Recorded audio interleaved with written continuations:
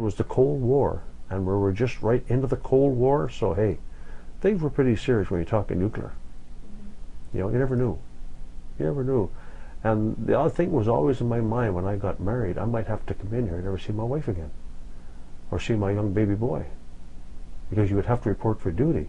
If there was a threat, you might never see them again. They'd be ashes. It was in your mind.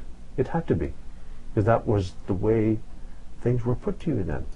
The Cold War was on, and the nuclear was very, you know, it was up front.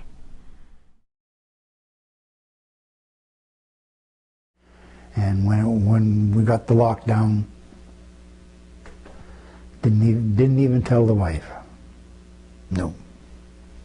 Really? No. So you just didn't go home that night? Just didn't go home that night. When it was lifted, after it was over and done with, phoned the wife right away, of course, but I wasn't alone. All the other people that were married were in the same boat.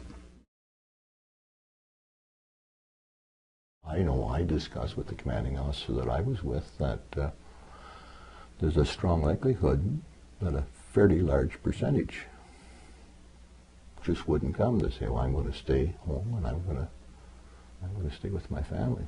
And we exercised that scenario so that when we got called in, we would take a percentage out of play. I would tell you as a supervisor, 3 of your people are not here, and we could use all kinds of excuses, but we would make you operate without your 3. I would have to come out here in the event of a nuclear war. So what was going to happen to my family? I had a young daughter and a wife at the time. I still have them, but the daughter's not so young. Neither is the wife, neither am I. So what was I going to do? In fact, when I was building an extension on my house, at that time I built a fallout shelter, which is our wine cellar right now, into the basement of the house.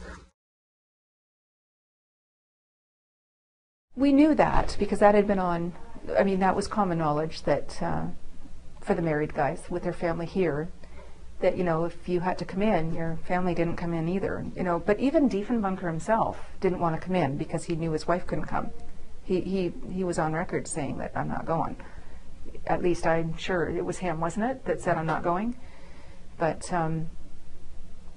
it was one of those things that your duty, your first duty is to your country, right? So that's just a military thing. And honestly, I don't know how many people would have said, charge me, but I'm not going. I don't know. I mean, if the Prime Minister could say that, you know, I don't know how many of the military guys would have said, I'd rather fry out here with my wife and kids than be down there and come out and they're gone, you know. I don't know, yeah. That was a bit of a shock to the system. I knew I couldn't, but at the same time, when I accepted the job, I knew that would be the situation. That was all explained to us. We were here to do the job that we had to do, that we were expected to do, and we were told if we were called in, we had to come in. We were I guess whatever law you want to call it, or under oath, that we said we'd come in, and that was it. I would have had to come in. You'd have to have preparations made for your family before you come in with you know, some of your own relations or something. And I remember my mother-in-law, father-in-law, mom and dad being a bit concerned, you know, about what would you do, and you know, if your family, there was a war where there was some serious problems, what would you do? I said, I don't have a choice. I'd have to count on you to look after my family for me, and that was sort of it. Yeah.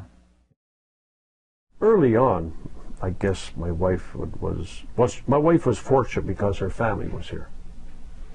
You know, she wasn't a girl from Saskatchewan that left her family there. Her family, all her relatives were here, and my family was here. But she had worries, of course she did. But she never knew when she kissed me goodbye. That'd be the last time. You just didn't know back then about what was going to happen in your life.